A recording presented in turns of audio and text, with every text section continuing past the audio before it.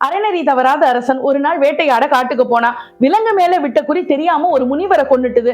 அதனால பிரம்மஹத்தி தோஷம் அவரை தொடர்ந்தது. இது தீர்றதுக்காக கங்கை கரையில இருக்கிற மாதவ முனிவரை பார்க்கலான்னு போனார்.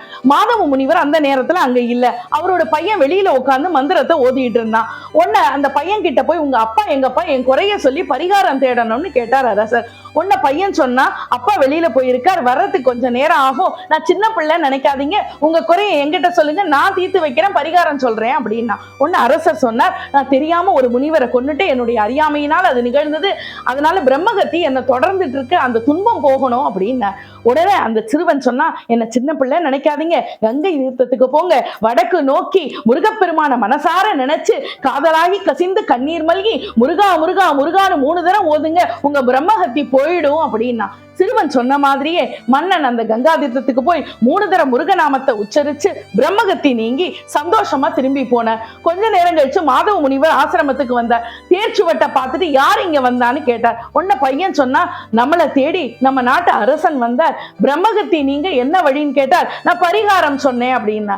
பரிகாரம் சொன்னது சந்தோஷம் தான், என்ன பரிகாரம் சொன்னேன்னு கேட்டார். 3 தடவை முருகான உச்சரிக்க சொன்னேன்பா அப்படின்னா. உன்ன முனிவருக்கு கோபம் வந்துட்டு, புருவம் துடிச்சுது, ரத்தம்லாம் கொதிச்சது, நீ எல்லாம் என் பிள்ளையா, என்ன நீ பிள்ளையா இருந்து என்ன பிரயோஜனம்னு திட்டினார். உடனே அந்த பிள்ளை பயந்து போய், அப்பா நான் என்ன தவறு செய்து விட்டேன், நம்முடைய குலதெய்வமான அந்த முருகப்பெருமானுடைய திருநாமத்தை உச்சரிக்க சொன்னது பிழையா அப்படின்னு கேட்டதுக்கு முனிவர் சொன்னார், மகனே, ஒரு மாத்திரை தந்தா தீரக்கூடிய நோய்க்கு 3 மாத்திரைகள் தரலாமா?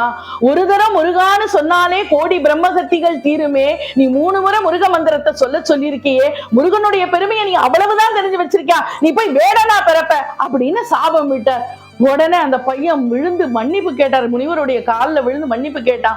உடனே முனிவர் சொன்னார், மகனே வருத்தப்படாத, இதே கங்கை தீர்த்தத்துல வேடர் குல தலைவனாக பிறந்து முருக நாமத்துல ஒன்னான குகன் என்கிற பேரோட இனி அவதாரம் செய்ய இருக்கிற ராமபிரானுக்கு தோழனா இருந்து கடைசியில முருகப்பதம் அடைவாய் அப்படின்னு சொன்னார்.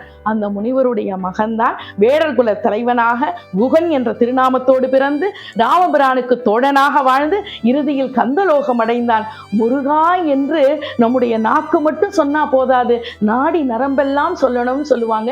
இன்னைக்கு தைப்பூச திருநாள், ரொம்ப அழகா இந்த தைப்பூச திருநாளை நம்ம இன்னைக்கு கொண்டாடிட்டு இருக்கோம். பார்வதி தேவி கிட்ட சூரனை சம்ஹாரம் பண்ண முருகப்பெருமான் வேல் வாங்கின நாள் இந்த தைப்பூச திருநாள். வடலூர்ல சத்தியஞான சபையை வள்ளலார் திறந்த நாள் இந்த தைப்பூச திருநாள் அன்னைக்குதான் சத்தியஞான சபையை திறந்தார். சில பேர் 48 நாள் விரதம் இருப்பார்கள், சில பேர் 1 நாள் விரதம் இருப்பார்கள். எப்படி இருந்தாலும் முருகா என்று நாம் சொன்னாலே முருகன் நம்மை கொண்டாடுவான்.